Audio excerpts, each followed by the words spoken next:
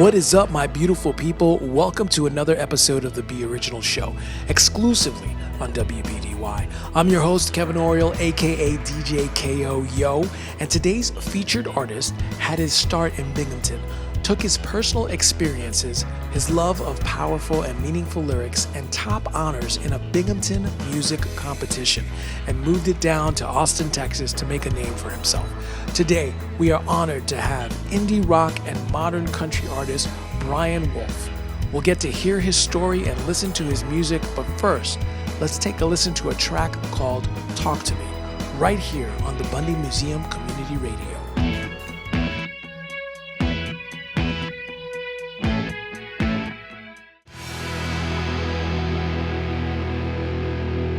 That was Talk to Me by Brian WOLFF right here on the Be Original Show, WBDY 99.5 FM. What is up, Brian? How are you? Hey, I'm doing great. How you doing? I'm doing pretty good. All right. So this is my story is that I'm not from the Binghamton area. I'm from New York City, and I've come up here and I discovered all this talent. Not discovered, but just realized all this talent was here, and created this show, the Be Original Show, and it's just to focus on all of the talent. And I started, and you had just finished playing, I believe, Atomic Toms in Binghamton? Yep. Did you? Okay. So you had finished, and I think it was like the week after, and the station manager here said, "Oh, you should get Brian WOLFF on your show. He's from here, but he doesn't live here, and he's, his music is great." And, I looked you up, and you had just gone, and then we had just talked. So tell us a little bit, like, I'm new to your music, so tell us how you started in Binghamton, and then how you migrated to Texas. Absolutely. Yeah, I started playing guitar when I was about 12. I went to Vestal High School. I took private lessons and then kind of had a little band with my brother and a kid down the street, Chris, and we were called Hard Nova, and we were just cutting our teeth, just making a lot of noise in my parents' basement, and and it was super fun. It was a good way to just kind of be just fall in love with music, I think, and just get a lot of aggression out and all that kind of stuff, and then that somehow, like in college, I went to Binghamton University. That turned into, hey, let's like kind of get in a bar band and maybe start trying to write some music and just seeing how that feels. And that ended up kind of launching me into, well, let me just start playing some more gigs. And right after college, I entered this contest called Binghamton Star, and I don't know if Star 105.7 is still there in Binghamton or not, but that was I don't know if it's called Star. It might be called something else now. Yeah.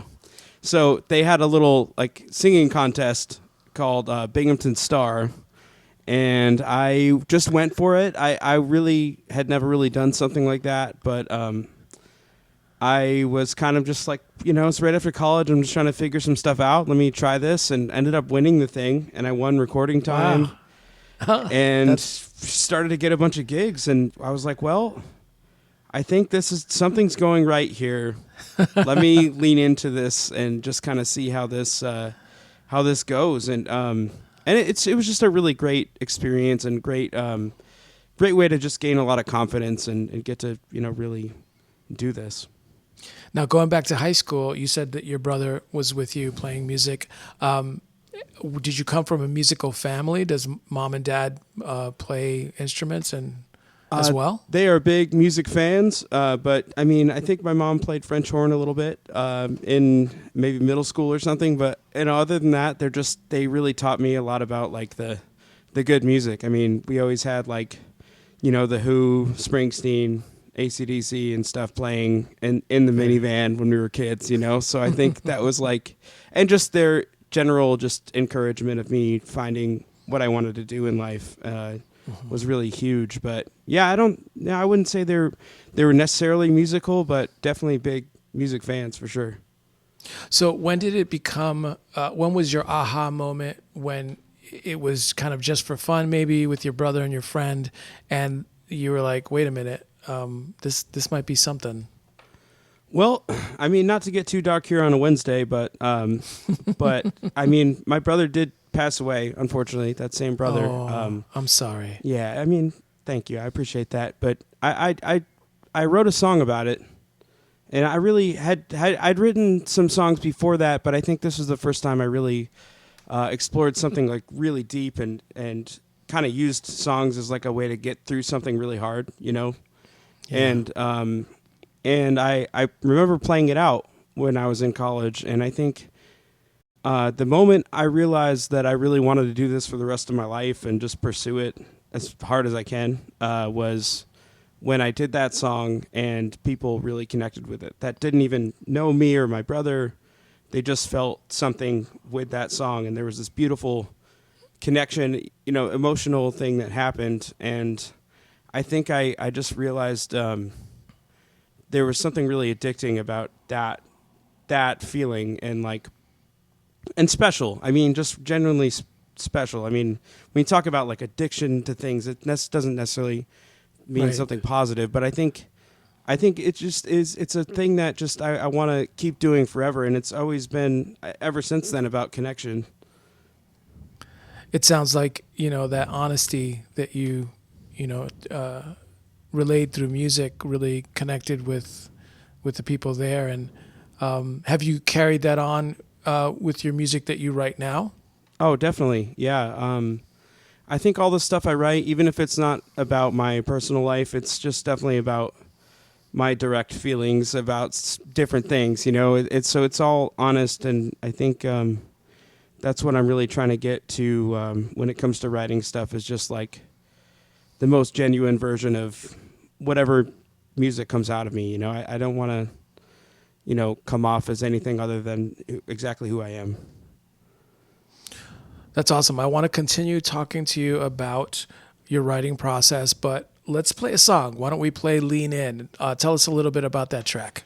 Yeah, sounds good. Lean In is kind of, it was a pretty introspective song about, I guess, I would consider myself somewhat of a quieter person when it comes to, big social situations. And I think there's something about just all the noise that goes on in the world around us, whether it's on social media or even bands, like just genuinely being like loud on 6th Street here in Austin to try to get people to come into the bar. Like it's just, and it just feels like ads are thrown at us as loudly as possible. You're watching Hulu or something, and like the ad is way louder than the show you're watching. That is so true. Yeah, like it just seems like there's so much noise in the world, right? And I think this song was like me trying to get across the message that I don't want to like add more noise. I want to just, be who I am, and hope that people kind of are interested in that and want to lean into that, really. So that's what this song is about. I love it. Let's check out Brian Wolff and his song Lean In right here on the Be Original Show, WBDY 99.5 FM. That was Lean In by Brian Wolff right here on WBDY 99.5 FM. So Brian, you were talking about your writing process. How did the songs come to you when you first started, and how about now? I think when I first started, it was a lot more just waiting for some inspiration to fall out of the sky and hit me. And I think that there's something cool about that in its own way. But I think during like 2020, I would say is really when I like dove into like the craft of songwriting a little bit more. And I read some books about it. I don't know if you've heard of like The Artist's Way. Do you know that one? I think I've had that. Somebody gifted it to me, but I don't think I've read it yet. It's a beautiful read, man. If you get a chance, yeah, it's kind of a life transformation kind of book. But okay, I got to get on it. you should, man. It's great. But I read Jeff Tweedy's book, How to Write One Song, and a bunch of stuff. And it was 2020. I had a lot of time to just kind of sit around and kind of figure stuff out, who I wanted to be, and learn my craft a little more. And I think that kind of helped me, instead of like wait around for it, go get it, I think. And I still try to keep myself open to being inspired by the world around me and stuff. And like when thoughts hit me and they're maybe a little bit interesting in a way that like I would actually want to talk about them with friends or something, then I think, well, maybe that's something I could write about. And then if that ever happens, whether I'm like, I don't know, on a hike or if I'm actually hanging out with people, sometimes I'll like take a little break and just go write something down on my phone real quick in my notes app and just say like, hey, whatever the idea was, just so I don't lose it. And then, Right. and then I'll have, a couple hours on a certain day to just try to write something. And I have a whole list of things to look through. And sometimes that makes those things make no sense later on. I'm like, what was I thinking about? But but sometimes it's really useful because I'll see something and maybe it might even hit me in a different way when I read the line again, and just kind of go from there and just let that be the thing. Because what I found is if I have a theme for a song, then the rest of it kind of, if I know where I'm going, right? If I have like a message and a theme and like the rest of it's sort of like putting a puzzle together, less than like drawing stuff out of thin air. It's like, no, we know where we're going. So like, what are some thoughts about that like could lead us to getting to that message? And it becomes a little bit simpler, I think, when I think about it that way. And how about the music? Do the lyrics come first and then the music come afterwards, or is it vice versa? I think they're just separate things. I think, like, I'll be playing something and I'll think, oh, this riff is pretty cool. Maybe I can use that in a song. And kind of same way, I'll just do a little voice recording of that and just save it for later, listen to those later on, and just see, like, hey, like, okay, this song idea that I had, this kind of fits the mood to that. Or maybe it's like the opposite. I think that's even cooler sometimes. When like songs with like really sad lyrics sound really happy, Like cut the contrast. Yeah, I love that between them. I love playing with that kind of stuff too. But I guess just making a conscious decision about that feels important. But I think that's it. I think they're just separate. I don't think there's necessarily like a specific order. I just like you got kind of like the lyrics and the concept of the song and music over here, and then just kind of just mash them together, and sometimes it really works. When it works, it's great. Yeah. So tell us a little bit about Emotion. Motion is it's a song that I wrote when I was kind of happily in a relationship, and it was about how my partner was inspiring me, and it was a good time in my life, and even though that has ended, I think that song is still really special to me in that way, and it's just a fun little appreciation for the person you're with. It's kind of song. Awesome. Positive vibes. I like it. Yeah. All right, let's check out Motion. This is by Brian Wolff right here on WBDY 99.5 FM.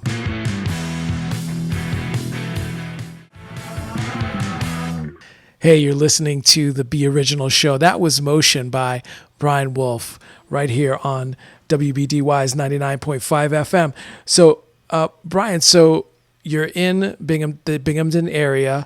Why Austin, Texas? Did you travel other places? Why did you settle on moving there?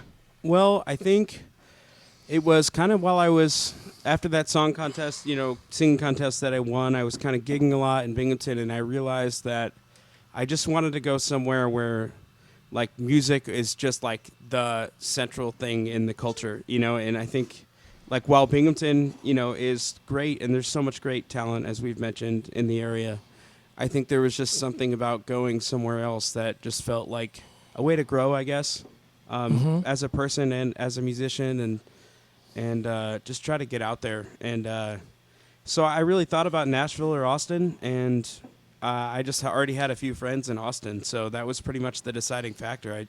I visited one of them, and my buddy Steve, and I think it was like senior year of college. And so I had already been to Austin. I loved it, and I knew that I would fit in well there, and just kind of decided to just go for it. It was a big move. I really hadn't lived anywhere else besides the Binghamton area, so it was just it was a big thing.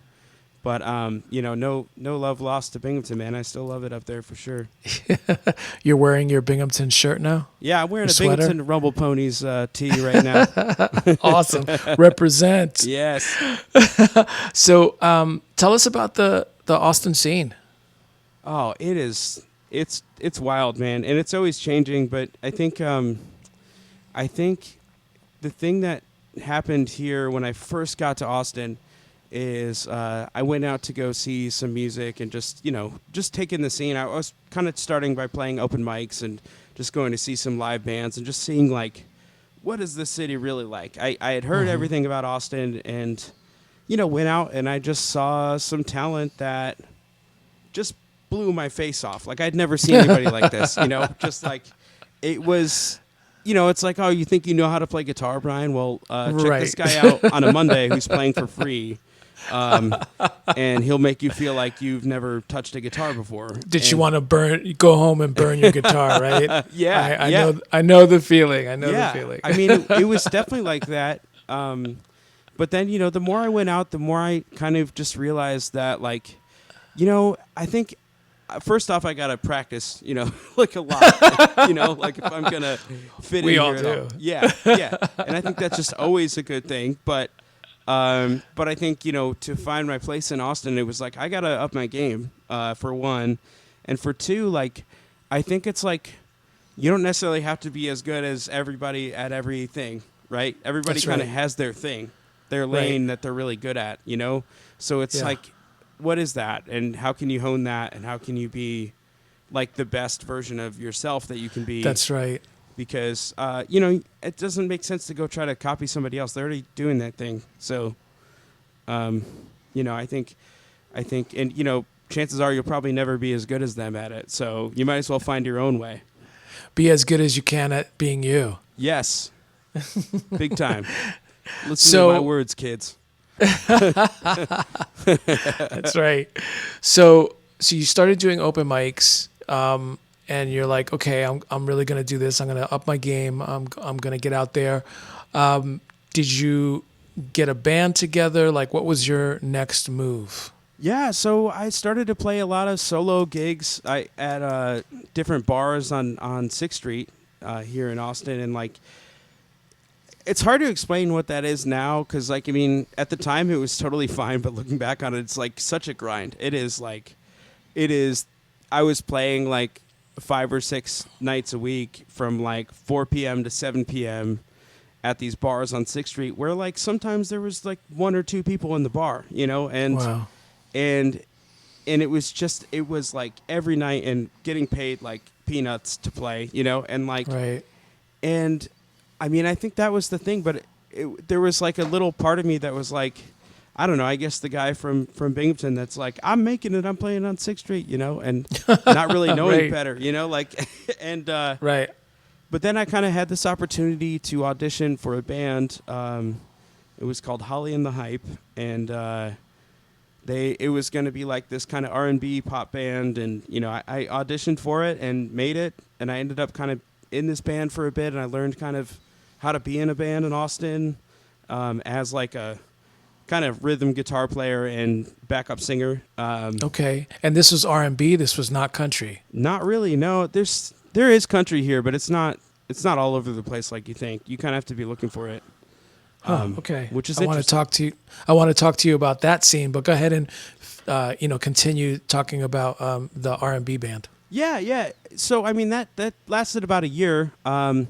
We were kind of doing a lot of kind of just fun covers, and we wrote some songs here and there, but I realized that I wanted to get back into rock and roll, and I had met a guy in the open mic scene that his name's Derek Cruzy, and he I saw him play some stuff, and he's like playing some Neil Young songs that are pretty chill, but going crazy, like losing his mind, like absolutely like yelling, stomping his feet, like getting the whole place going crazy and at open mics, like, and there was something just so beautiful about just this rage that he had but his taste in music was awesome, and it was so cool, and then I would talk to him, and he's just this mild-mannered, just awesome dude and funny and all that stuff, and And I was just kind of one of those things where like we got to know each other and we were just like, we're going to be in a band together at some point. It's going to happen. And we both agreed on it. And then basically this band was kind of on the way out, at least for me. I wasn't as into like playing all the covers all the time. And I wanted to get back into playing rock. And I was like, let me call this dude who is like just the most rockin' dude I've ever seen, you know? And let's see if we can do this. And we did. And we started to write songs, and we were in that band. We called it Fair City Fire, and we were in it for about 7 years. And oh, wow. Yeah. Yeah. And it basically went. And how did that band do? It was great, man. We toured all over the country. We played up in Binghamton a few times. Sweet. Like we played at Cyber Cafe West. Yeah. And rest in peace. Rest in peace. We missed that place, man. And we played Ransom Steel Tavern, and it was great, man. But you know, we released a couple albums, and it was just a great experience of like being in a just band, just going for it all the way. You know, like no holds barred, just like. We're going to tour across the country. It doesn't make sense. We're just going to do it, you know, and right. We're just going to go for it. And, you know, I had so many great experiences that kind of led to like, you know, getting through 2020 and kind of doing more solo stuff that you're hearing now. Now I learned so much from being in that band that I'm kind of applying now to like try to, you know, do it in a way that I think is working a little bit better and makes more sense for me now, and it's fun, man. Let's hold that thought. We're gonna get into your new band. Tell us a little bit about The Punch. The song The Punch is something I wrote in I think 2020. I had interviewed a friend of mine on a podcast I had about her comedy, and she kind of shared with me that when she got into like starting comedy and like, you know, writing jokes and stuff, she kind of attributes it to being bullied as a kid and basically using comedy as a way to like beat them to it, because if they're laughing, then you know it doesn't hurt as much. And so I thought about that, and I thought about maybe that's what I did with guitar too. I don't know, because I definitely got bullied as a kid, and I think there was just a lot that I related to with her message, and it just hit me so much, and that's kind of what The Punch is, I think. All right, want to check this out. This is The Punch by Brian Wolff right here on WBDY 99.5 FM. Be original. Hey, if you're just joining us, we are talking to Brian Wolff, songwriter, performer, now living in Austin, Texas, but is a Binghamton native. So Brian, tell us a little bit about the new band. When the other band that you were in that toured around for about 7 years or 8 years, and that dissolved, and then you decided to do your own thing. Tell us about that. Well, I think in 2020 I had a moment where that the band was falling apart, and I had started to write my own stuff, and I realized this is really what I want to do. I think, you know, a lot of people had a moment of like, I want to change everything about my life now, you know, because they had a moment to pause, and I kind of had the opposite experience. I had like this like, well, if I ever get a chance to play music again, I never want to let that go. I want to do this forever, and I want to be great at it, you know? And I think that was something that really motivated me in that time. And I realized that with the new songs, I needed a new band. My band was gone. And you know, I thought about getting, you know, another bass player and just, you know, calling it Fair City Fire still, but it just didn't feel the same with a couple of the guys gone. And it just felt time to do something different with the music, and I kind of came across this producer who wanted to work with Fair City Fire originally. His name's Frenchie Smith. He is a legend here in Austin and all over the place, really. Just an amazing dude, and like he kind of hit us up in the Fair City Fire days, and we were sort of, unbeknownst to me, sort of on our way out as a band. We weren't ready for that opportunity to work with a producer like him. But I kind of kept in touch with Frenchie and told him I had all these new songs, and I was kind of putting a band together, and I was like, hey, can you help me put this sound together? I know you wanted to work with Fair City Fire, but we are not a thing anymore, so this is what I have, and if you're interested, I would love to work with you. And he said yes, and that's what the punch is start kind of creating that sound. I mean, from nothing. I mean, from like just that was the first thing we really did as a band, was like get ready for the studio. And so, you know, a lot of bands will go out and play shows first and all that stuff. This was different. This was like, well, let's put an EP out and then kind of figure it out. And we got our first gig while we were in the studio. Frenchie connected us with something, and we were able to kind of get out and play. But it was kind of a wild way to start things. But well, you already had the experience of being on the road and writing songs, so it's not like you were new to the game. That's true, and neither were the other guys. Joe is the same drummer from Fair City Fire. Okay. So he's been my dude forever, you know. Okay. What's his name? Let's give him a shout out. Joe Valadez. Uh-huh. Fantastic and dude. Who else is on the team? Tim Moen plays bass. Just an incredible dude. And let's see, we got Scotty Blanco plays lead guitar in the band. And let's see, Kurt Lammers is going to be playing keys with us now. So we have a 5-piece band now, which is wild. And we're going to play our first show with Kurt in a couple weeks here in Austin, which I'm excited about. Speaking about shows, I don't want to forget this. You have a big announcement, right? I sure do. I've been really excited to talk about this, and I haven't been able to talk about it for a while. I've known about it for a while. Let's announce it. Yeah, so we'll be playing the 40th Speedy Fest Balloon Rally, Speedy Fest and Balloon Rally this year. Yes. Woo! Super excited, man. It's yeah, I haven't toured since before 2020, and this kind of came up, and we decided to put a tour together and get up there and play.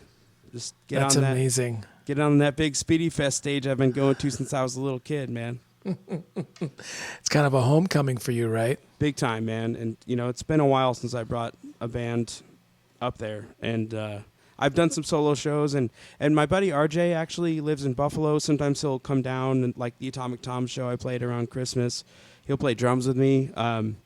But, you know, to bring my Austin band that's just like, we rehearse every week, we're tight, we're, you know, all this, like, the sound was created around these guys. And I think there's something really special about that I'm excited to present to Binghamton.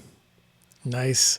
So is it part of the tour? Is it part of a larger tour, or you're just coming up here for that show? Yeah, we're going to do a whole tour out of it. I think 2 weeks is the plan. Kind of late July. We're still putting some dates together, but we know that we'll be at Speedy Fest on August, I think 3rd. That's that Saturday. And we'll be one of the afternoon bands. Super excited about it. Sweet. Yeah. Any other cities or states that you want to play at leading up to that or after that? Oh, big time, yeah.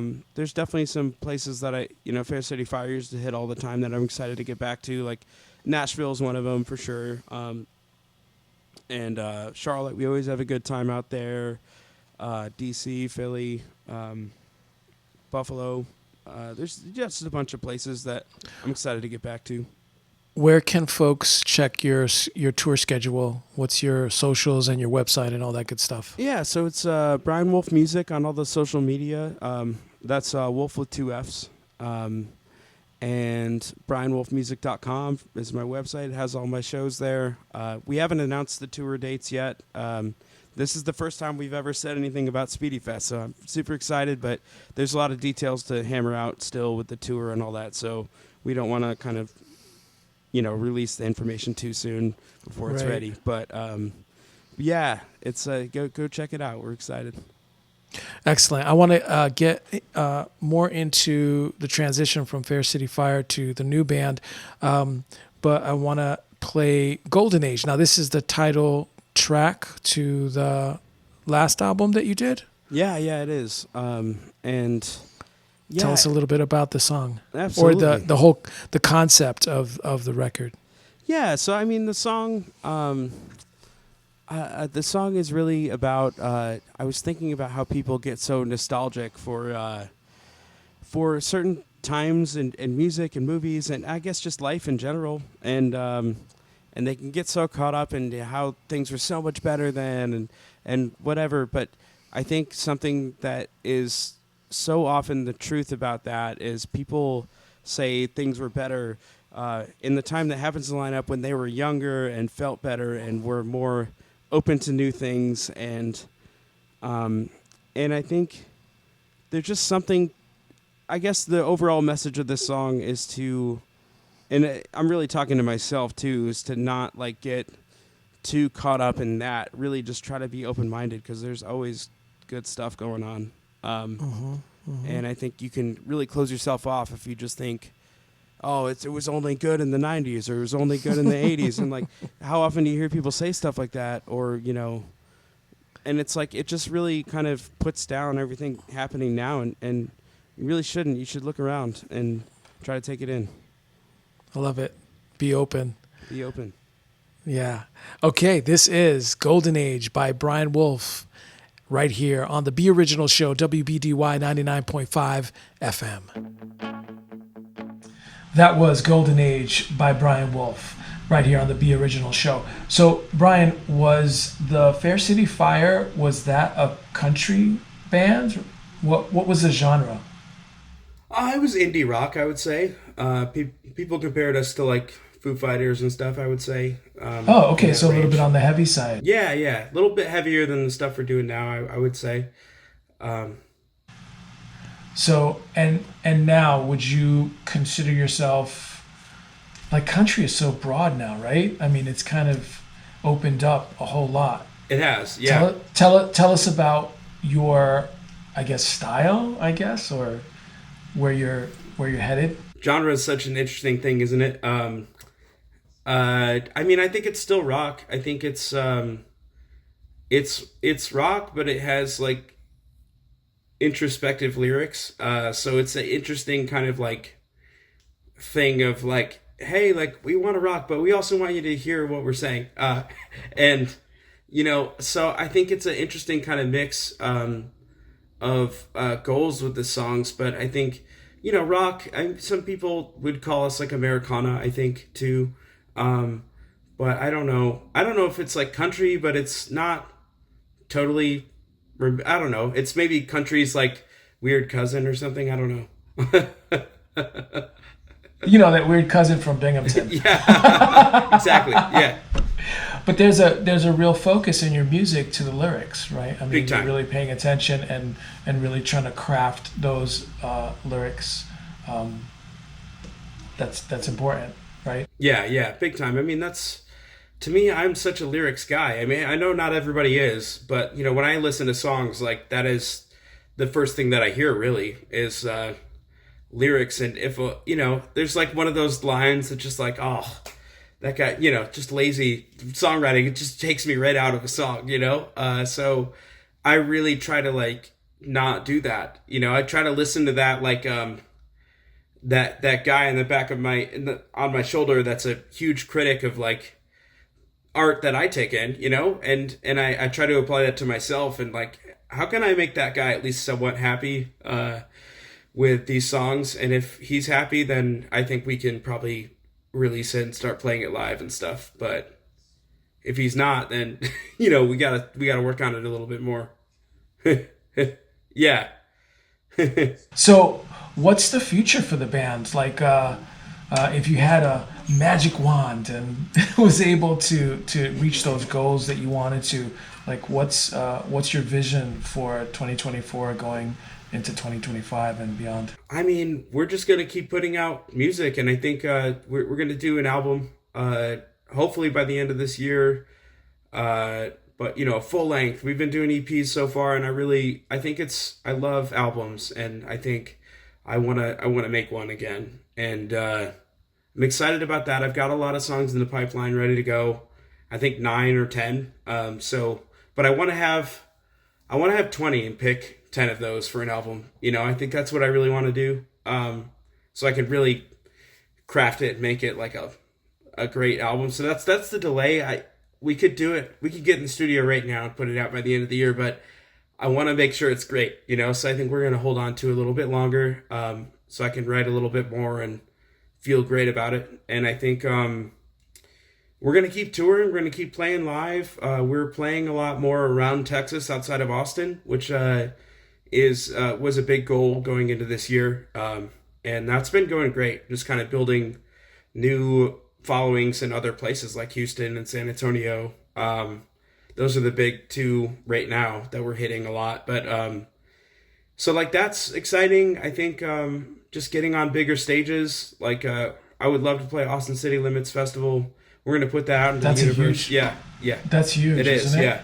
That's my guitar player got to play it last year in his other band, and I think it's gonna be our turn soon. I think. It's gonna happen. I feel it. a little New York competitiveness right there. Yeah, yeah, they're great too. They totally deserved it. But I'm looking forward to our turn. I feel like it's coming soon. So there's a lot of opportunity there with festivals and shows, correct? Oh, big time. Yeah. In the Austin area. Yeah, absolutely. Have you gotten any opening spots for larger acts yet? I mean, yeah. Let's see. We did the band Grizzly Bear. Remember? They're kind of like an indie rock band. They played an outdoor show at Stubbs, and we did like the after party, and that was super fun. There's some other stuff I'm probably just not thinking of right now, and it's all good. No, there's a lot of Austin bands that are like big names here that maybe aren't as big up there, so I'm not sure. But so we've had a lot of cool opportunities, but nothing like we haven't opened for Springsteen or anything, but not yet. That we'll put that out in the universe too, man. Yeah. But Speedy Fest is going to be amazing. It's going to be great, man. That's a great. I think I'm really looking forward to playing on that stage and just kind of bringing this to the people to people of Binghamton again. Just really bringing the full on show and not holding back at all, man. How does your folks feel and your family about what you're doing? They're so supportive. I'm so lucky to have them just support it all the way. I remember kind of like talking to my dad about when I first was thinking about moving to Austin and how crazy that could have sounded, and it sounded crazy to me too, but and I felt a little bit nuts, but I was just like, I think I need to do this, and he's like, I think you need to do it too, and he was very supportive and just like, we're gonna miss you, but go do it. And I think that they come down to visit once a year, and I go up there a couple times a year, so we still get to see each other and keep in touch a lot. But I think I think that's really valuable and just really awesome. Yeah, you're doing what you love, and they see that, They do. And how could you not? How could they not support you when you're doing what you love? Yeah, and it's it's like it's such a roller coaster. Sometimes it's like I have great news to share with you, and other times it's like music is so hard. Why did I do this? But it's it's not for the faint of heart, I guess. You gotta stick with it, and do it because you love it. I mean, that's the only reason to be in it. Yeah, so true. So I think we have time for one more, Brian. What do you want to play? Let's see. What do we got left? Let's do I Love You Good Night. Oh, that sounds perfect. Yeah. So tell us a little bit about this track. So I mentioned my brother's passing. I wrote this song about him and kind of my feelings many, many years later about it. And kind of how I didn't get to say goodbye to him, and I wrote this song about that. But I think, you would kind of think you'd hear it, and it would be this like quiet song because of what it's about, but it's actually the loudest song maybe I've ever put out, because I wanted to pay tribute to those days when he and I would play music in my parents' basement, be super loud. So it was like important to me that this song was a rockin' song, and that's what it's about. And thank you so much. Yeah. Thank you so much for sharing your music. I can't wait for you to come up. I want to go, and I want everybody out there that's listening to come check out Brian Wolf and the Howlers when they play Speedy Fest. We believe it's August 3rd, but definitely double check. But and check him out on all the socials and his website. Thank you, Brian, so much, man, for sharing your music and your time with us. Oh, I had a great time. Thanks for having me. All right, man. Good luck with everything. All right, thank you.